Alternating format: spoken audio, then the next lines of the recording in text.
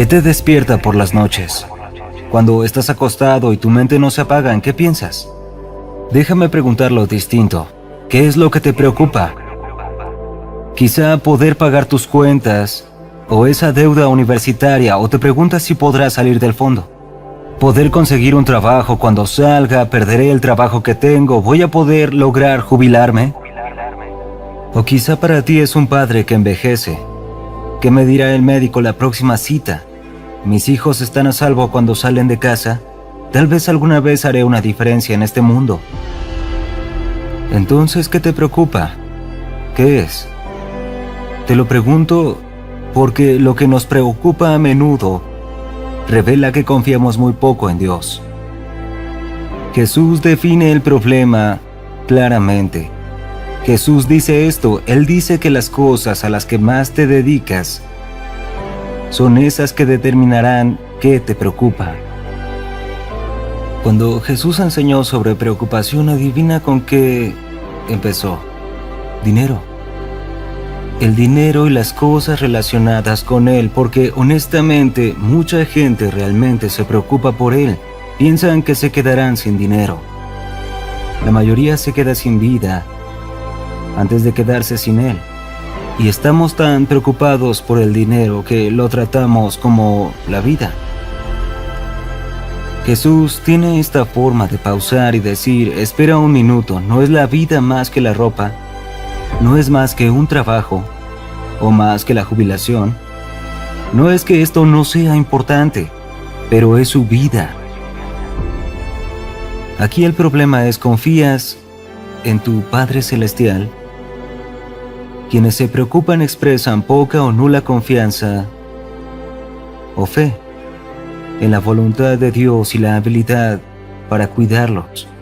En el Salmo 62, versículos 7 y 8, el salmista habla sobre un Dios digno de confianza, donde dice, mi salvación y honor dependen de Él, no de mí, dependen de Dios.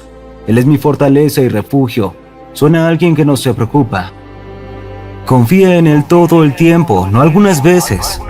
No cuando quieras, no solo por tu eternidad, no solo parte de las cosas que dice. Confía en Él todo el tiempo, entrégale tu corazón, tus preocupaciones, tus miedos, ponlos en Él, porque Dios es nuestro refugio. El salmista entiende la verdad y lo que entiende es esto, Dios es digno de confianza. Él es de confianza, no es lo que hace, es quien es. Merece nuestra confianza. Pero debe haber algo, muchos luchamos con eso, admítanlo. ¿Por qué lo hacemos? ¿Por qué nos obsesionamos? He venido reflexionando esto toda la semana. No confiamos en Dios. No confiamos, en realidad pensamos que nos va a estafar. Que no es quien dice, que no tiene un buen plan para nosotros, que no quiere bendecirnos. Pensamos que solo quiere dificultarnos la vida y si tomamos control de nuestra vida será mejor. No, si tomamos las riendas haremos que todo sea mejor, podemos resolver nuestros problemas y hacer del mundo un lugar mejor.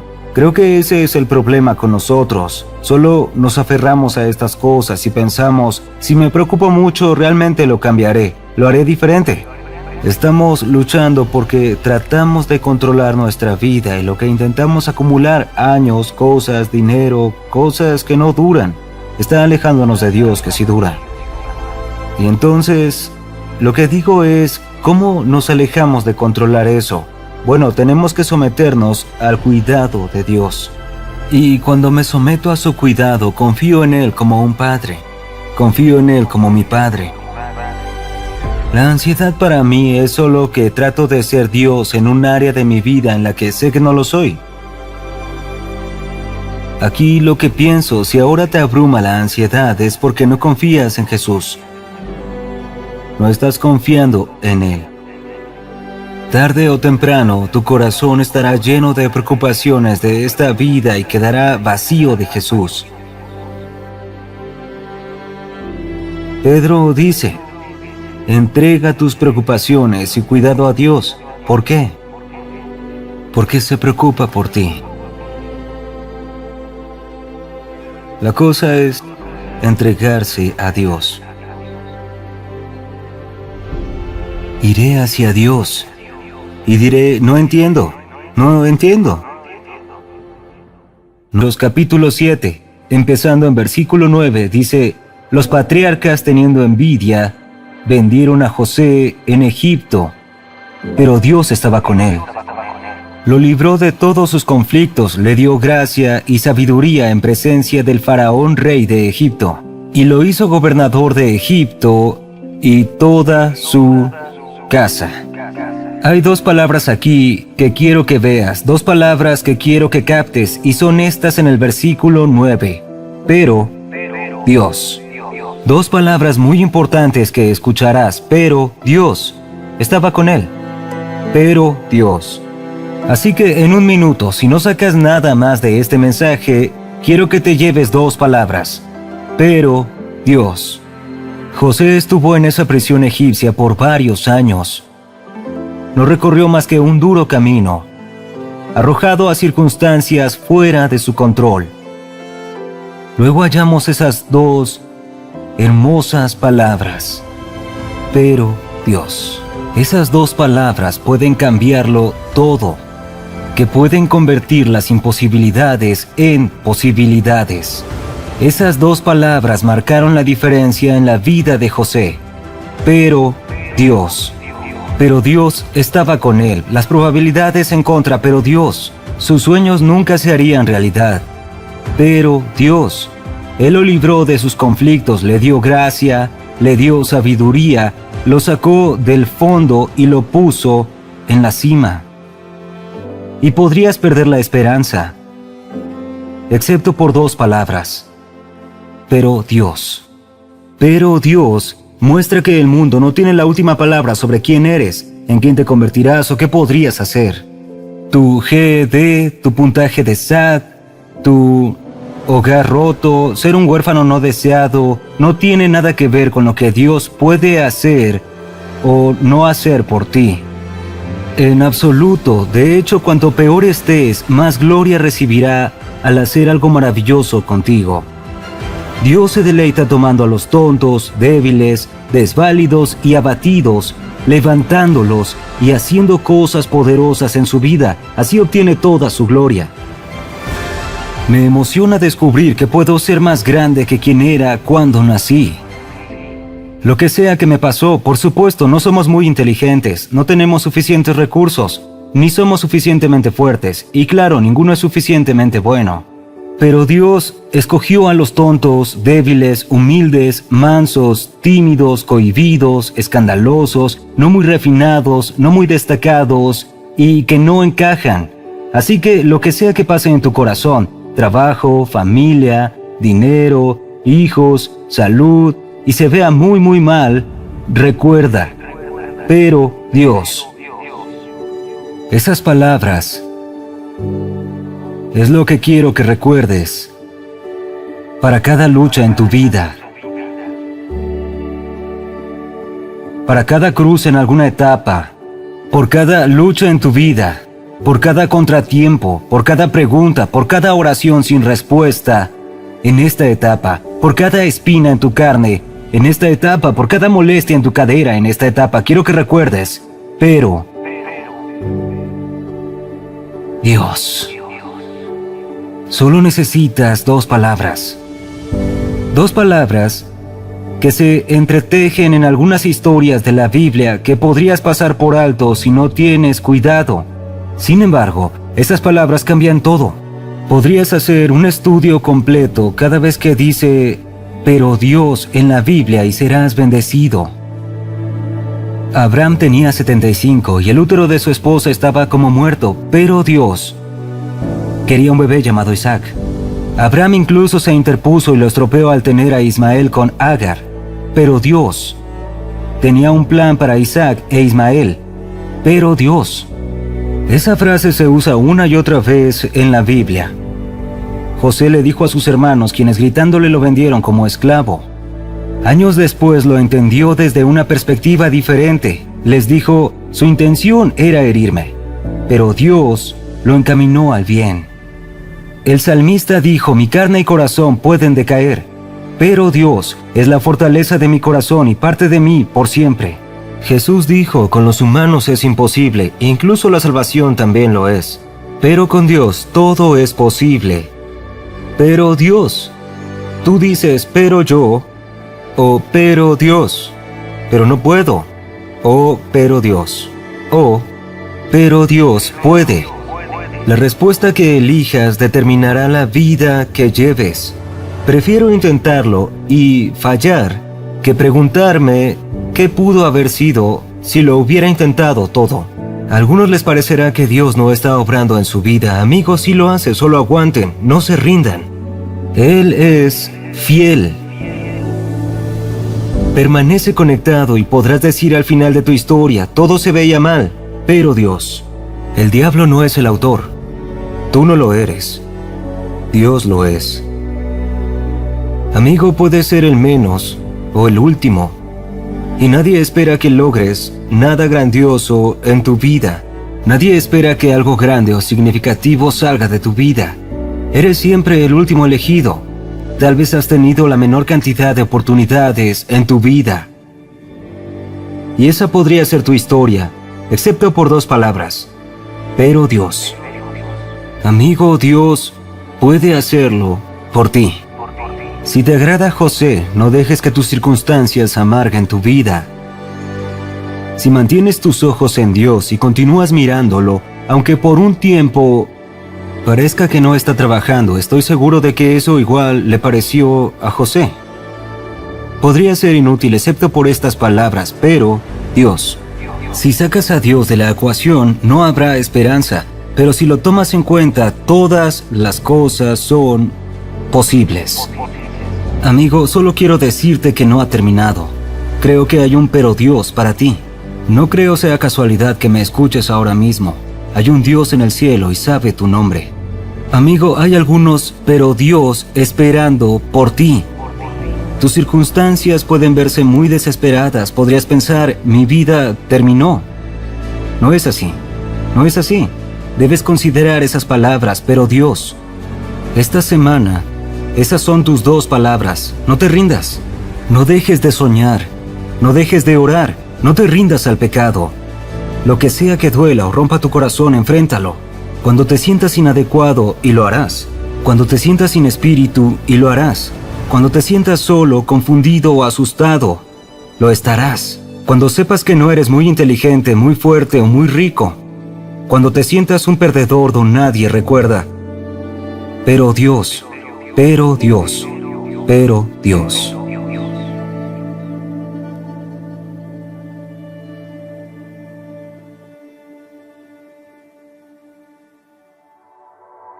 ¿Qué desafío enfrentas hoy? ¿Qué dificultad se cierne ante ti hoy? ¿Qué obstáculos hay en tu camino hoy? ¿Qué montaña tienes que escalar hoy? Hay un Dios más grande que tu montaña. Hay un Dios más grande que tus obstáculos. Hay un Dios más grande que las dificultades. Podemos seguir para conquistar cada montaña y con fe creer que a través de Jesucristo serás un conquistador. Quizá enfrentas un desafío que parece imposible para ti, quizá es muy grande para manejarlo, pero quiero recordarte, sirves a un gran Dios. Nada es demasiado difícil para Él. Tal vez hiciste a Dios muy pequeño. Él es más grande que tu desafío. Él está con nosotros más que en el mundo. Es capaz de hacer cosas más abundantemente de lo que alguna vez te preguntes o pienses hoy. ¿Qué tan grande es tu Dios? Mientras el grande L. Moody, el evangelista, estaba muriendo, se volvió hacia sus hijos y se reporta que dijo esto, y cito: si Dios es tu socio, haz grandes planes. Nuestros planes deben ser grandes. A veces planeamos cosas pequeñas y olvidamos que tratamos con el Dios del universo que creó los cielos y la tierra. Chuck Swindoll dijo esto: cuanto más conoces a Dios, más grande se vuelve. ¿No es cierto? Cuando avanzas de Génesis a Revelaciones y miras estas cosas distintas que pasan en la Biblia, las personas que Dios usó, todos los diferentes eventos que pasan, observas a un Dios que es poderoso y grande, ¿cierto? Y eso es muy útil si atraviesas una prueba en tu vida. La gran pregunta es, ¿esto es realmente a lo que se reduce? ¿Qué tan grande es tu Dios? ¿Qué tan grande es? ¿Es capaz o no? Cualquiera que sea tu dilema, cualquiera que sea tu problema, cualquier preocupación o amenaza en tu vida, aquello que amenace tu hogar, familia, matrimonio, hijos o sustento, lo que sea que enfrentes, ¿es tu Dios suficiente? Dios tiene soluciones sobrenaturales que le gustaría mostrarte. Tiene otras respuestas para ti si tú y yo tuviéramos la fe para confiar en Él, para poner esas cosas en Él y decir, Señor, no puedo hacer esto, tú sí. No puedo resolver esto, tú sí.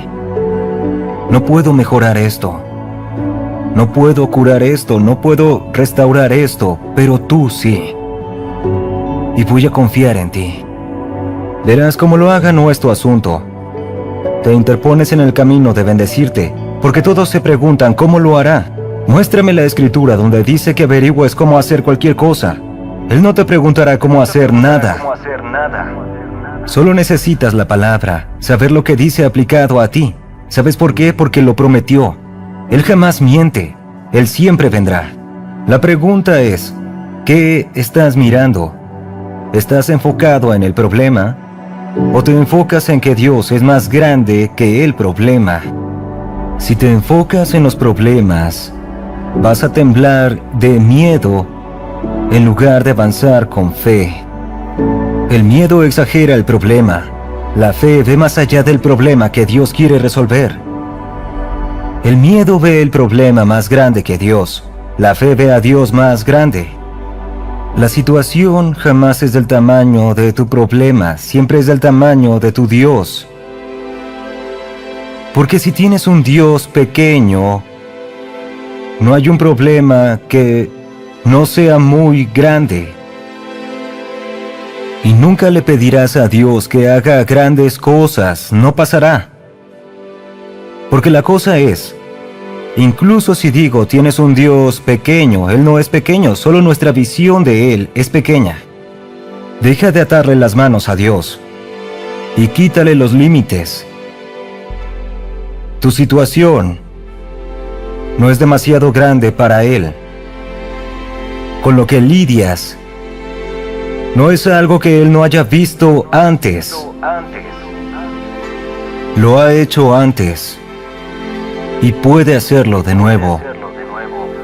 No hay enfermedad que no haya sanado. No hay alma que no pueda liberar. No hay relación que no pueda reconstruir. Pero debes confiar en Él y quitarle los límites. A veces le ponemos límites a Dios en nuestra mente. Tenemos una versión de lo que Dios es capaz de hacer, una versión de cómo es Dios, una versión de cómo es Jesús. Hay que eliminar a ese pequeño Dios. Dejemos ir a un pequeño Jesús. Dejemos de adorar a un pequeño Salvador.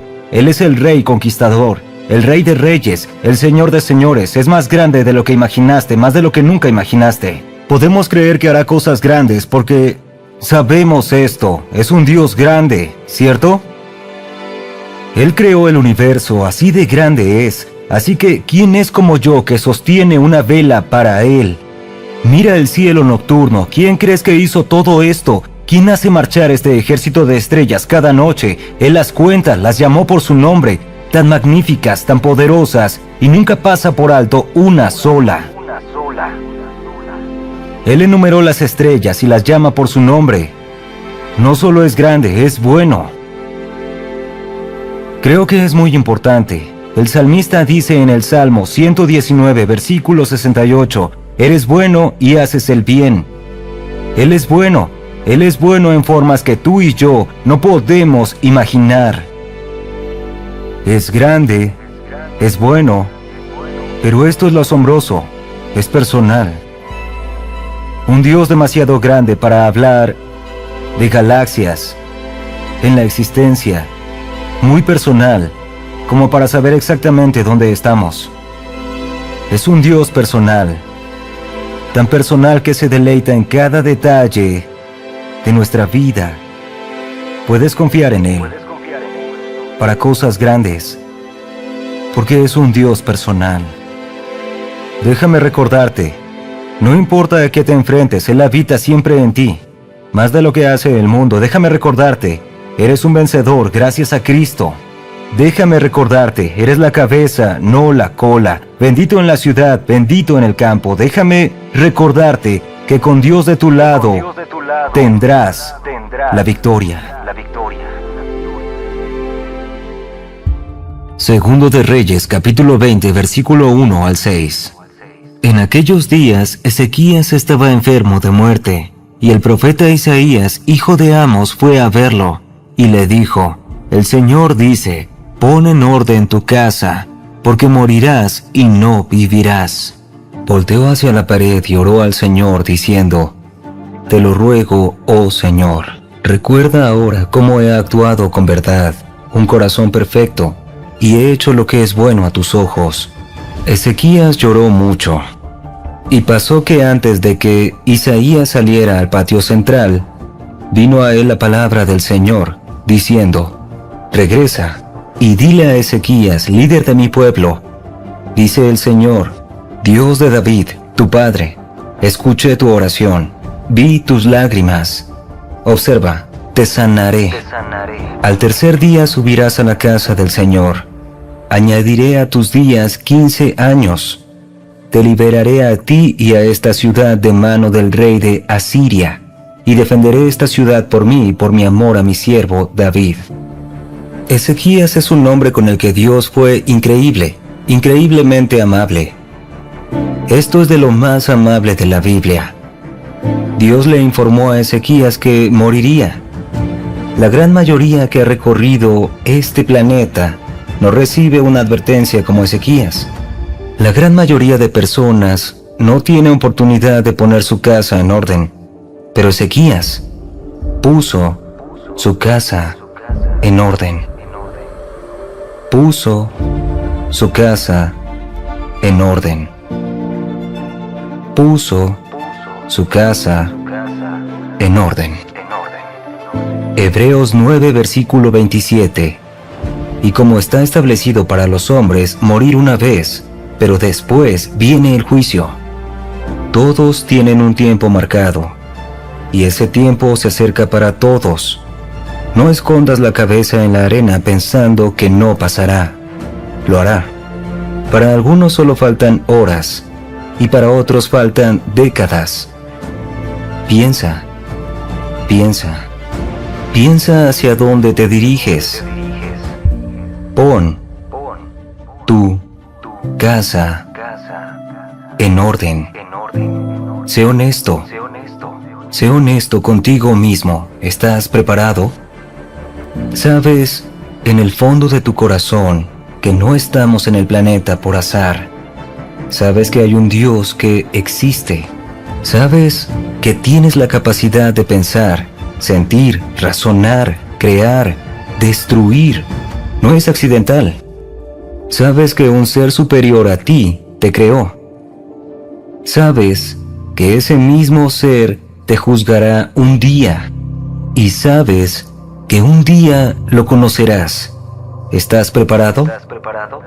Sé honesto contigo mismo. Reflexiona, piensa, medita, contempla tu existencia. ¿Está mi casa en orden?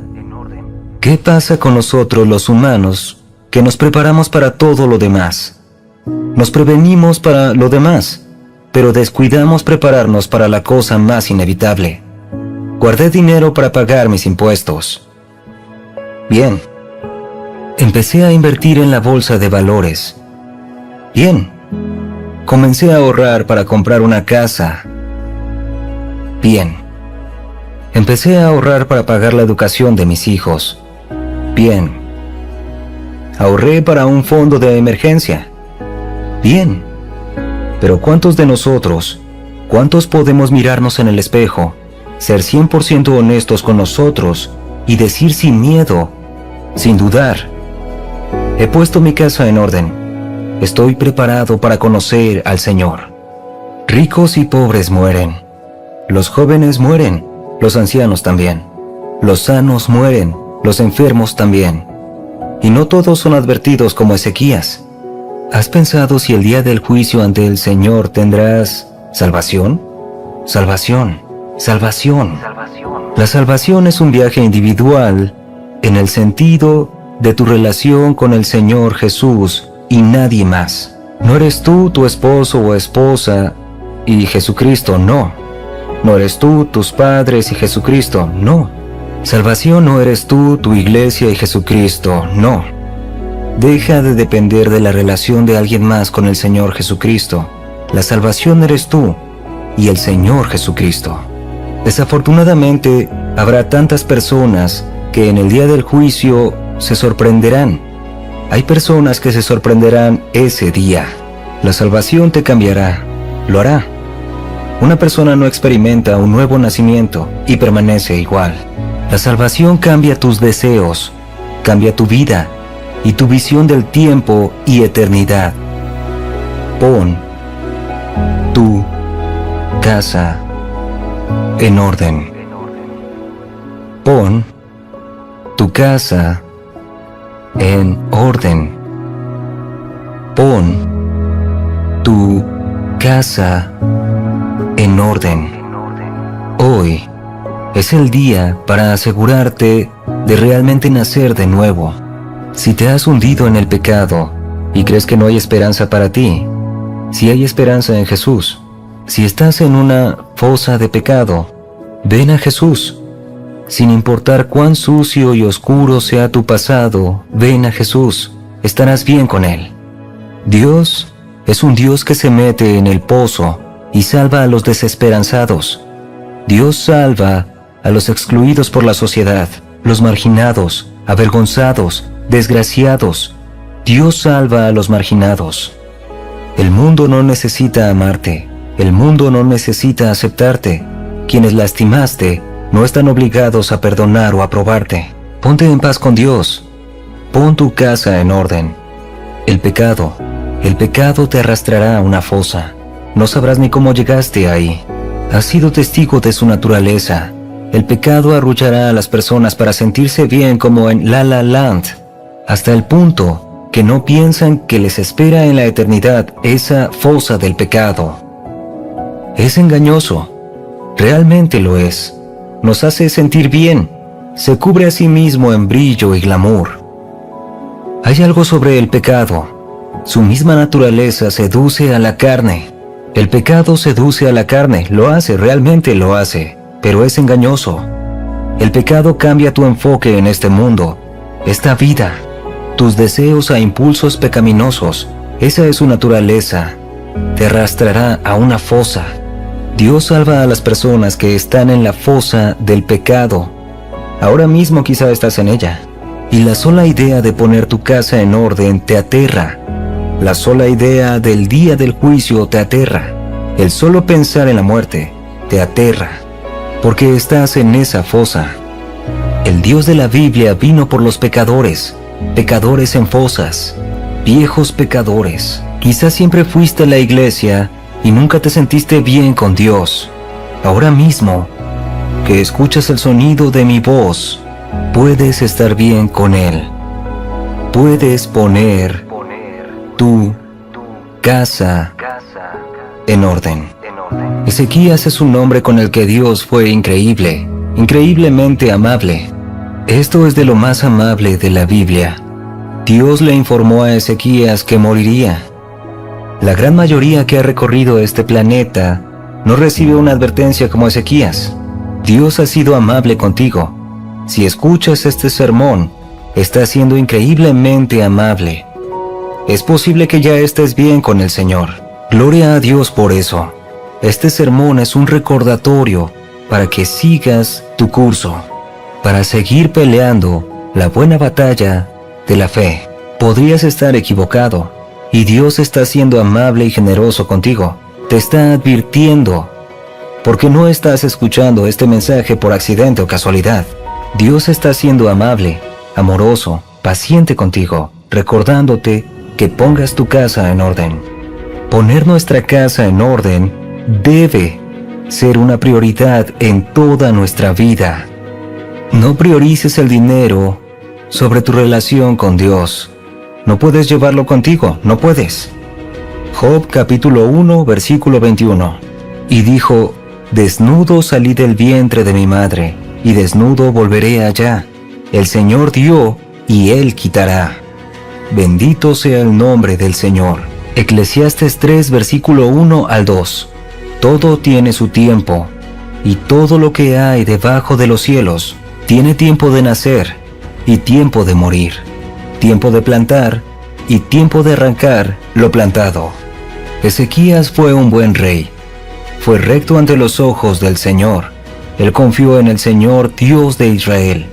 Intento asegurarme de que entiendas la imagen de Ezequías. Fue un buen rey. Vemos en 2 de Crónicas 29. Abrió y reparó el templo, restableció el sacerdocio y las fiestas. Llegó lejos para derribar a los charlatanes en la tierra. La Biblia da muchos más ejemplos de lo bueno y maravilloso que era Ezequías. A pesar de eso, Ezequías se enfermó, y cuando Isaías llegó, pudo haber pensado en su cabeza que estaba allí para curarlo. Pero escuchó estas palabras: el Señor dice, pon en orden tu casa, porque morirás y no vivirás. La mayoría en la situación de Ezequías habría pensado, eso no es justo.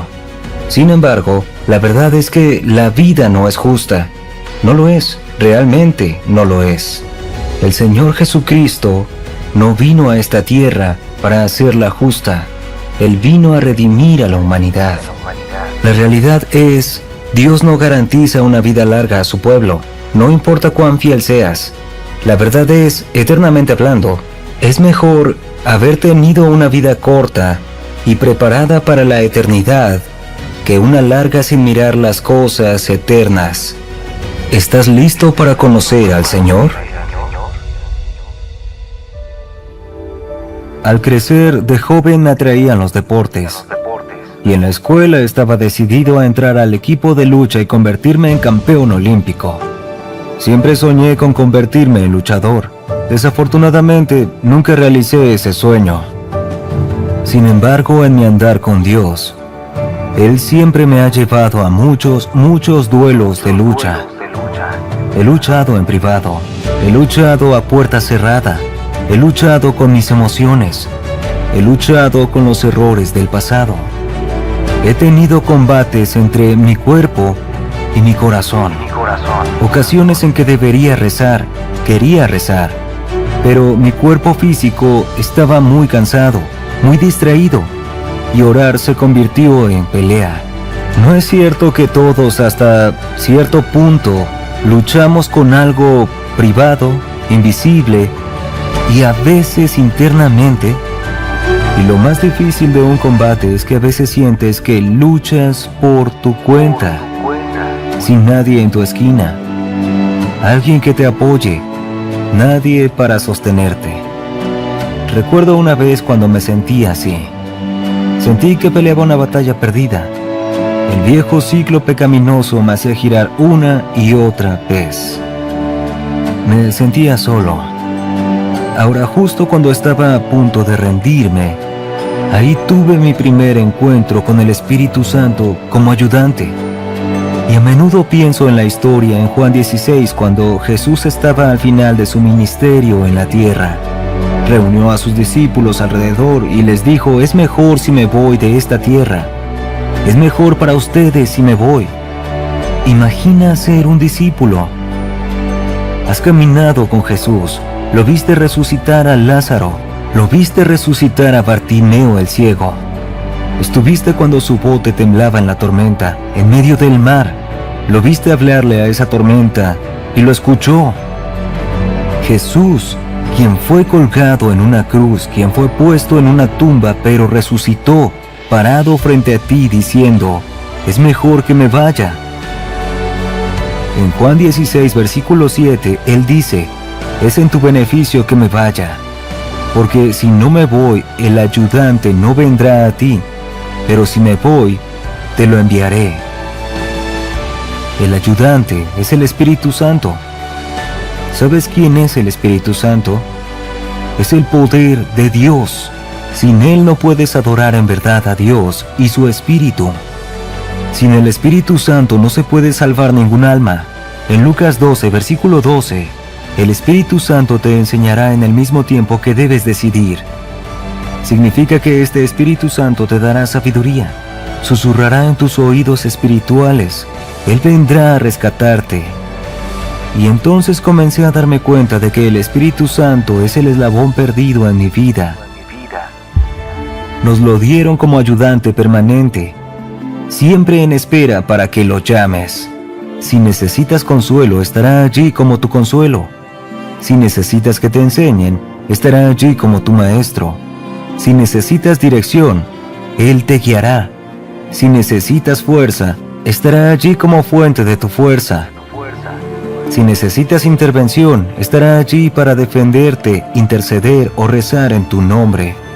Si necesitas asesorarte, Él está listo con un sabio consejo.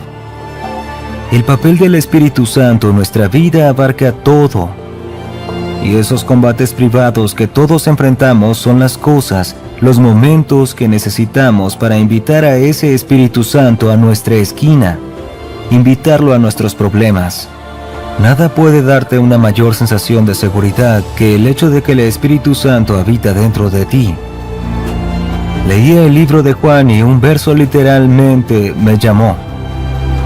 Era tan magnífico en la página y sabía que era Dios hablando. Juan 14, versículo 16. Le preguntaré al Padre y Él te dará otro ayudante para que se quede contigo por siempre. Esto dice la Biblia del Espíritu Santo. En Juan 14, versículo 15 al 18, la palabra de Dios dice: Si me amas, cumple mis mandamientos. Le rezaré al Padre y te dará otro ayudante, para que habite contigo por siempre el Espíritu de la verdad. Aquel que el mundo no acepta, ni lo ve, ni lo conoce. Pero tú sí, porque vive en ti y está contigo. No te dejaré huérfano, vendré por ti. El versículo 26 dice: El ayudante, el Espíritu Santo, a quien el Padre enviará en mi nombre. Él te enseñará todas las cosas y te recordará todas esas que te dije. El papel del Espíritu Santo en nosotros es recordarnos las palabras de Cristo. Él trabaja activamente en la obra de Cristo. Fue enviado por Él para vivir en los creyentes. De hecho, el Espíritu Santo es un gran ayudante de Dios. Nos ayuda en la debilidad.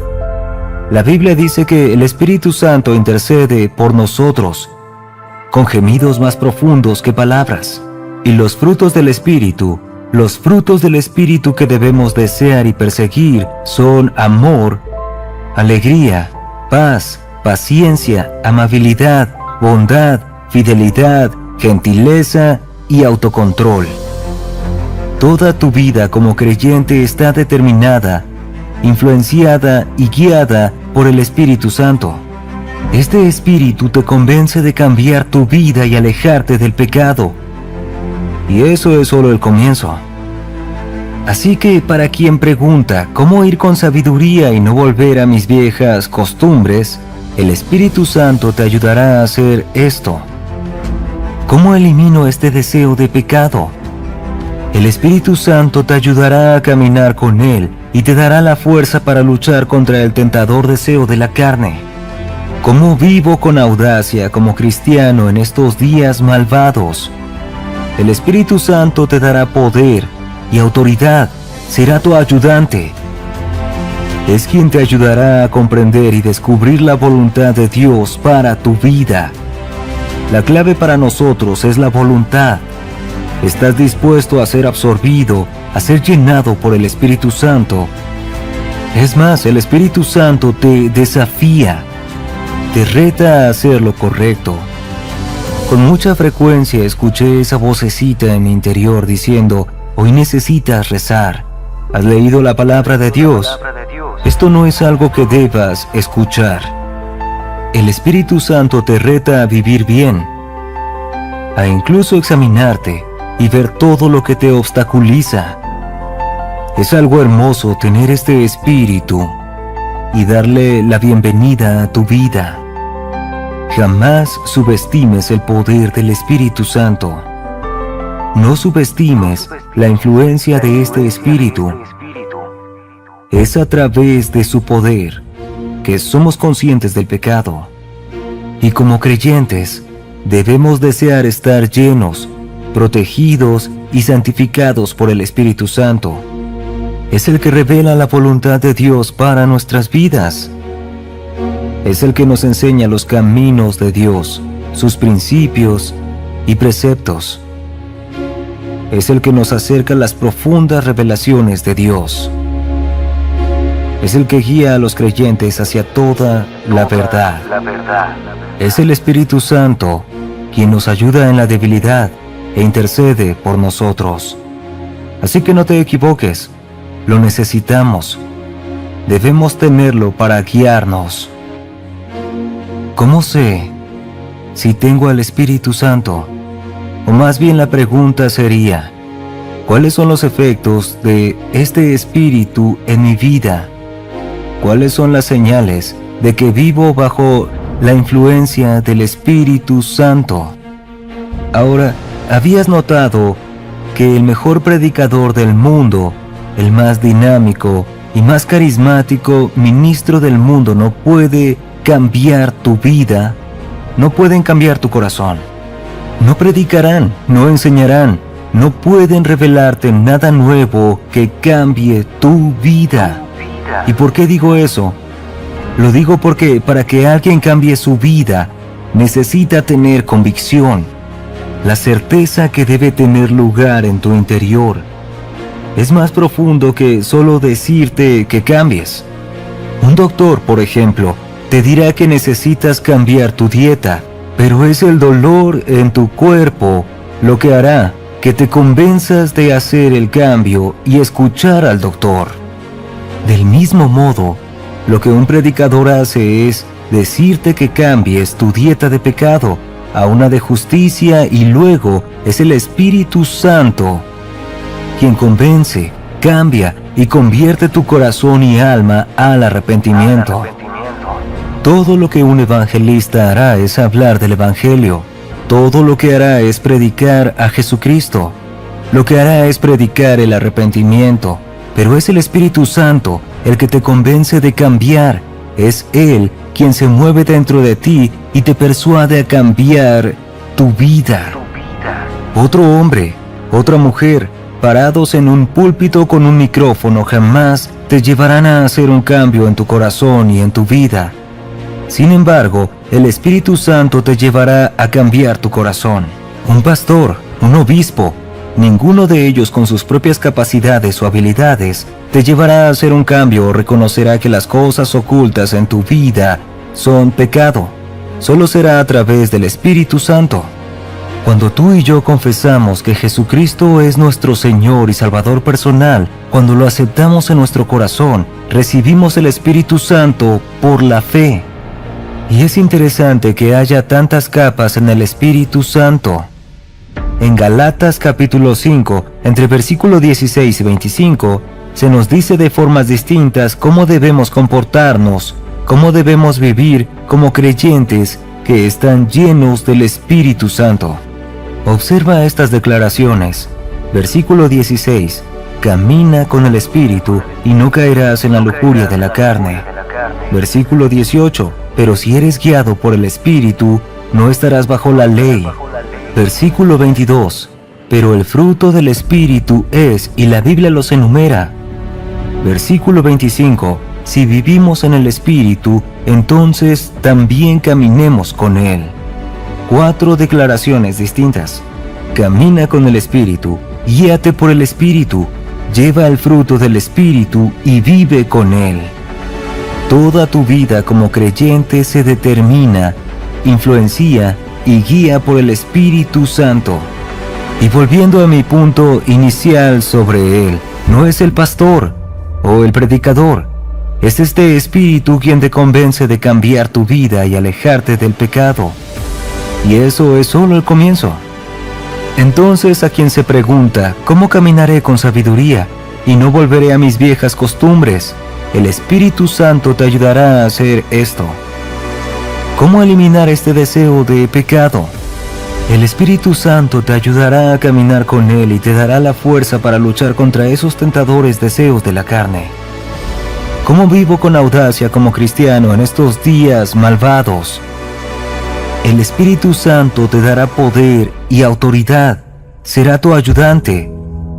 Es quien te ayudará a comprender y descubrir la voluntad de Dios para tu vida. Nuestra clave es la voluntad. ¿Estás dispuesto a ser absorbido, a ser llenado por el Espíritu Santo? Lo dejarías obrar dentro y a través de ti. Es más, este Espíritu te desafía, te reta a hacer lo correcto.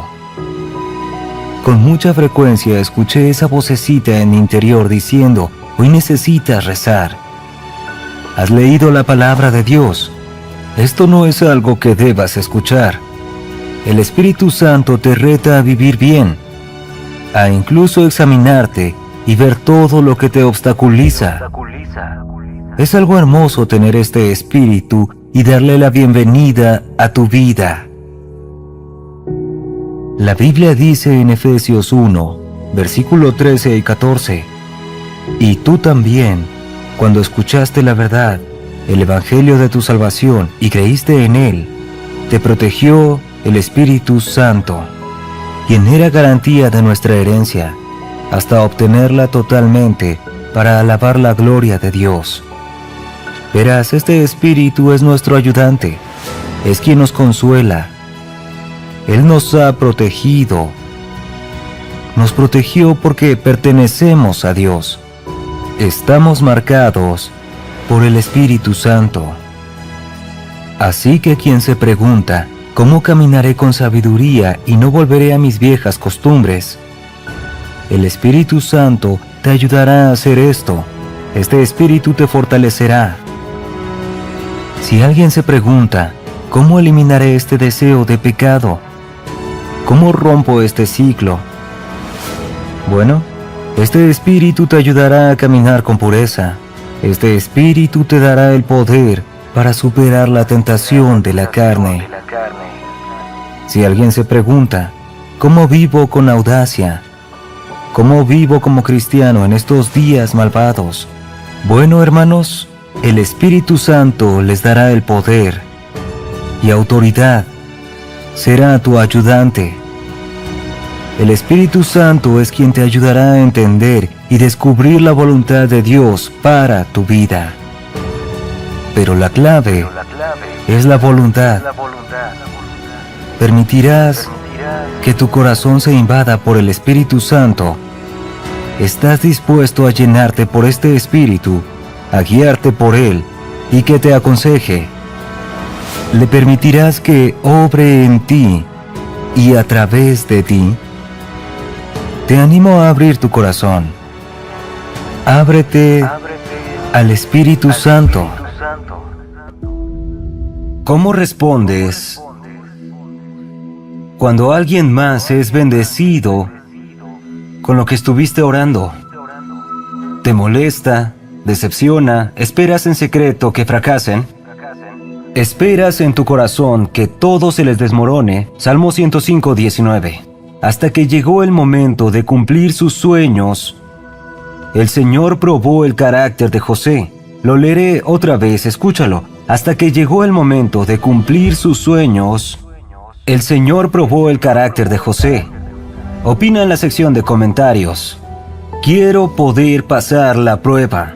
Génesis capítulo 40. Leemos sobre que José está en prisión y que se acercó a un copero y un panadero que solían servir al faraón, por supuesto, y ambos tenían sueños. Interpretó sus sueños para ellos. el panadero sería asesinado y el copero restituido después de 3 días a su puesto, así que el copero y panadero cayeron en desgracia. Ambos están en prisión con José, pero aquí el punto es, versículo 13 y 14, Génesis 40. En 3 días el faraón lo liberará y restituirá a su puesto como copero principal. Aquí José interpreta el sueño del copero. Mira esto, míralo. Y por favor recuérdame. José estaba como, hey, ayúdame, cuando te restauren recuérdame. Y hazme un favor cuando las cosas te salgan bien. Mencióname con el faraón para que me deje salir de este lugar.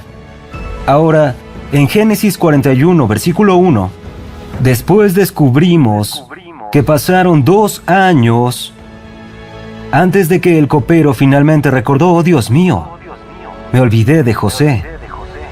Checa esto.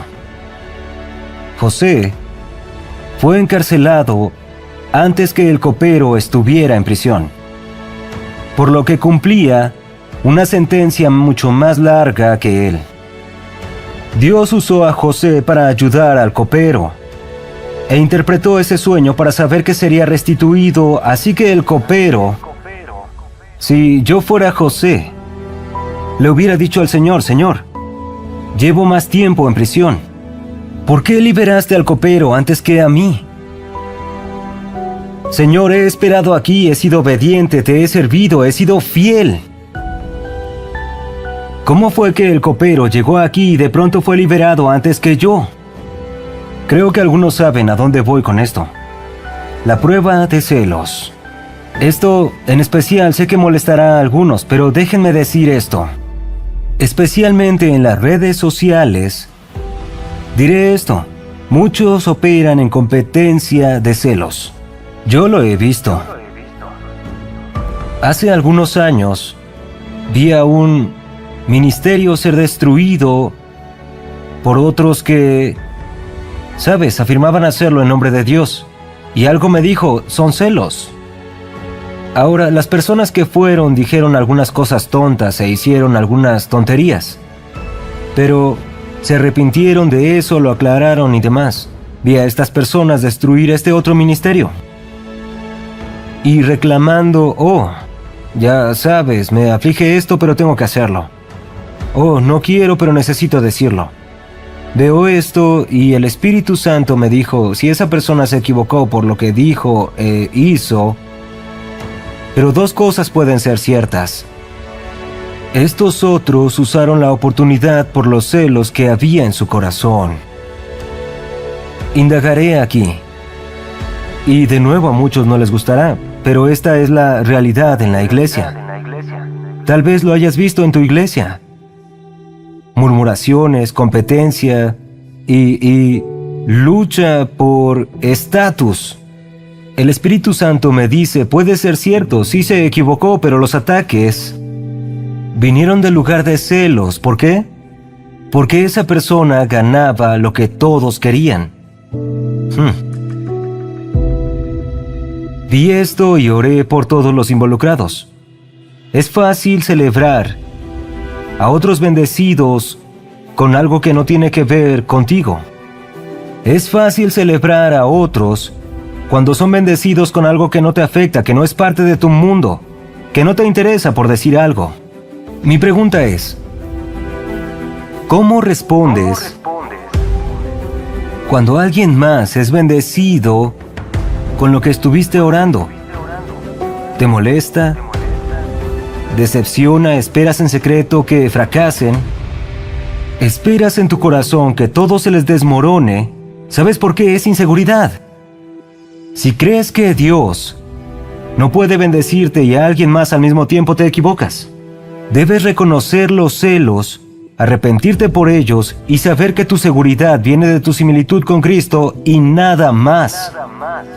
Porque si hallas tu seguridad en algo que no es Cristo, dejas espacio para celos y no celebrarás a otros. Y agreguemos a eso, ¿cómo respondes cuando alguien más es bendecido con lo que has orado y no lo han hecho tanto tiempo como tú? Has orado años y años y años y años y años, y luego alguien más lo tiene. Recuerdo la historia que me contó un pastor. Creía por el don de la profecía. Y él oraba: Dios, por favor, quiero recibir la profecía, la profecía, la profecía. Solo preguntaba por este don. Y había preguntado durante meses, como 6 o 9, algo así. Se convirtió en una frustración en su vida, casi amargado con Dios por eso. Y luego entra un individuo que era un hippie, quien dijo, subió al altar. Y esta persona que acabo de decir se para en el altar y comienza a orar en voz alta.